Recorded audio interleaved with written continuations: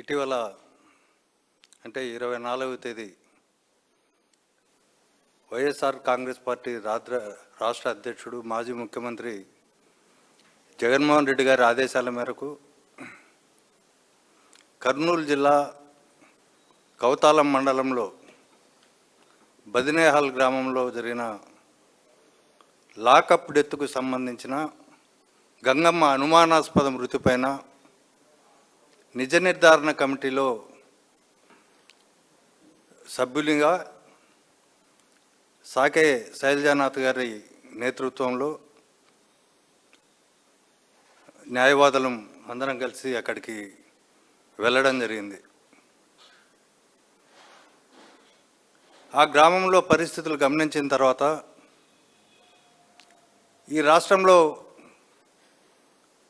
పౌర హక్కులు, ప్రశ్నించే గొంతులు ఇవన్నీ మూగబోయినాయని మేము భావించాం. ఎందుకంటే ఆ గ్రామంలోని ప్రజలందరికీ గంగమ్మ అనుమానాస్పద మృతికి సంబంధించి అనేక విషయాలు తెలిసినప్పటికీ మాకెందుకులే, మేమేమైనా చెప్తే మళ్ళీ మమ్మల్ని ఈ పోలీసులు బతకనిస్తారా, మమ్మల్ని టార్గెట్ చేస్తారనే భావనలో భయభ్రాంతులకు గురైన పరిస్థితిని మేము చూసాం. రాష్ట్ర వ్యాప్తంగా ఒక విధానం ఇప్పుడు అమల్లో ఉంది. మొదటి నుంచి ఈ కూటమి ప్రభుత్వం అధికారంలోకి వచ్చిన తర్వాత ఈ 2 ఏళ్లలో జరిగిన సంఘటనలకు పరాకాష్ఠగా ఈ 4-5 మాసాలుగా ఈ రాష్ట్రంలో రాజ్యాంగానికి లోబడి చట్టబద్ధమైన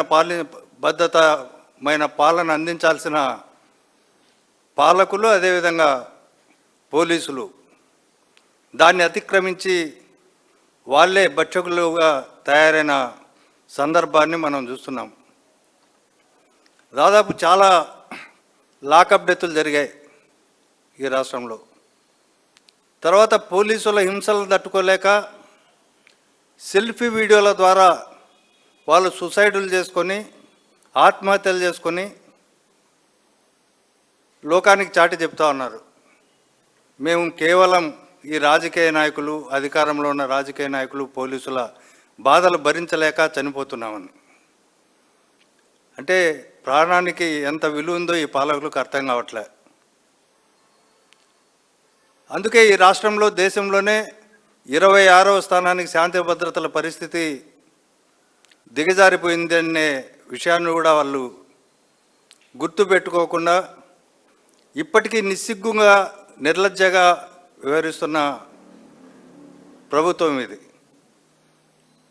ఈ సందర్భంగా కేవలం మాల గంగమ్మ అనుమానాస్పద మృతి సంబంధించి కొన్ని విషయాలు చెప్పదలుచుకున్నాం.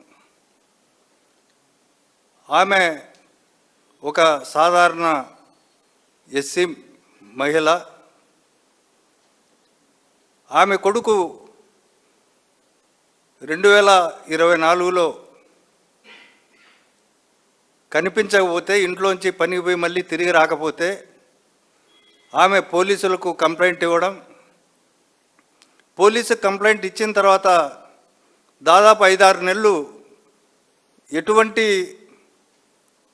విచారణ జరగకపోవడంతో, అందులో ఏం ప్రోగ్రెస్ లేకపోవడంతో ఆమె మళ్ళీ హైకోర్టుకు వెళ్ళి పోలీసుల నిర్లిప్తత పైన నా కొడుకును అప్పగించాలని, దీనిపైన ప్రత్యేక దర్యాప్తు జరపాలని చెప్పి హైకోర్టును ఆశ్రయించడం, హైకోర్టు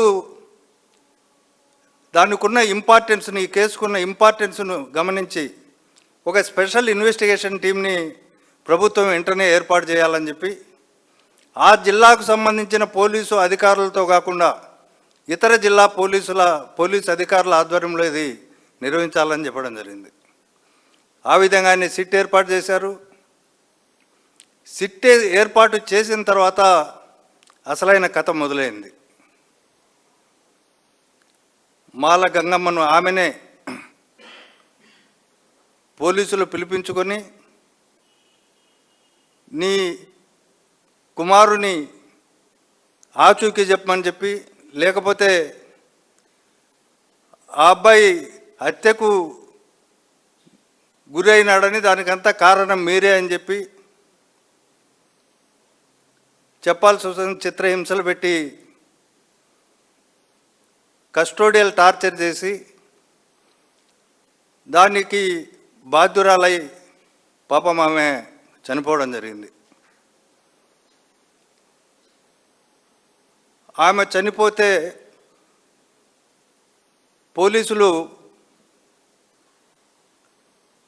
దాంట్లో అంత్యక్రియల్లో వాళ్ళ కుటుంబ సభ్యులు కాకుండా పోలీసులు పాల్గొనడం అనేది జరిగింది.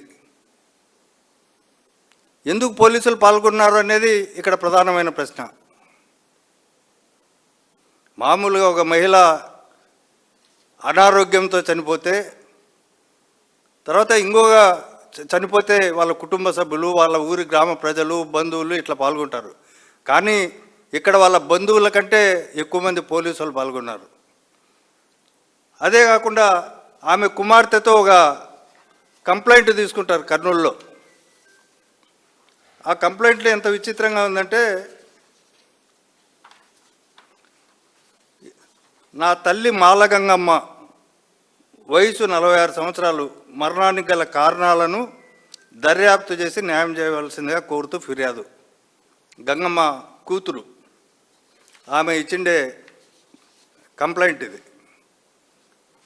లోపల మ్యాటర్ అంతా మా అమ్మకు చాలా కాలం నుంచి బాగాలేదని చెప్పి, పుండ్లు వచ్చినాయని చెప్పి, తర్వాత కొంత అనారోగ్యం ఉందని చెప్పి అవన్నీ రాసుకుంటూ పోలీసులు రాయించింది. చివరికి లాస్ట్లో మా అమ్మాయిన గంగమ్మ హఠాన్మరణానికి గల కారణము అనారోగ్యం వలన లేక మరే ఇతర కారణం వలన మాకు తెలియడం లేదు, కావున మా తల్లి మరణంపై పూర్తి విచారణ జరిపించి మాకు న్యాయం చేయవలసిందిగా ప్రార్థిస్తున్నాం.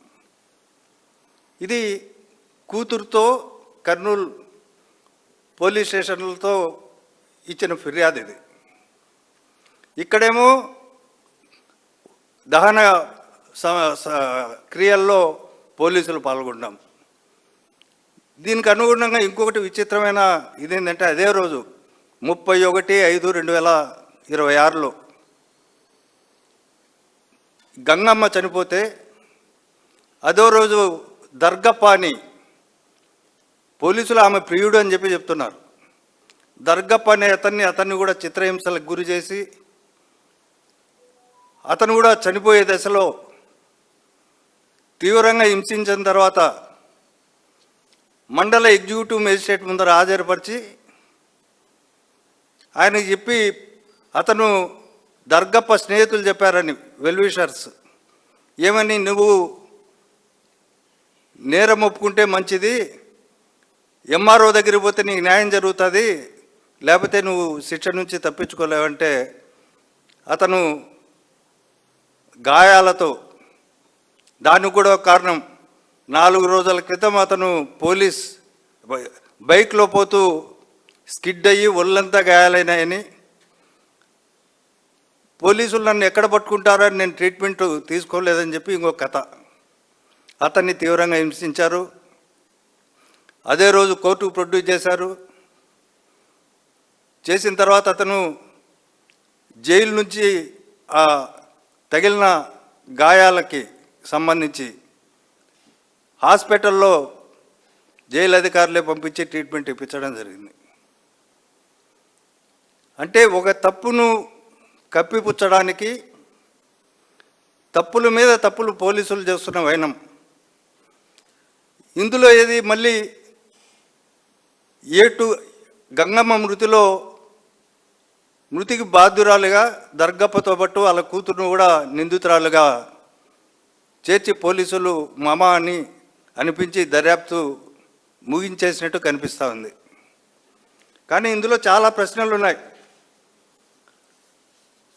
మేము అందుకనే ఏం డిమాండ్ చేస్తున్నామంటే,